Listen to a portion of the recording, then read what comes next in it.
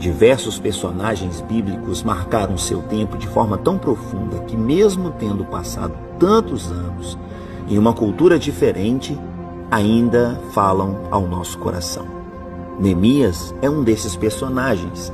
Sua história mistura a sua missão e chamado à restauração. Deus usa a vida de Neemias para restaurar e reconstruir os muros da cidade de Jerusalém que haviam sido derrubados e as suas portas queimadas.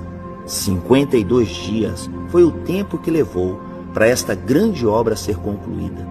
Movido por um coração quebrantado e desejoso de realizar esta obra, Neemias nos deixou diversas lições. Compartilho com você um devocional de 52 dias, baseado nessa linda história que inspira a restauração e a reconstrução de Deus para a sua vida.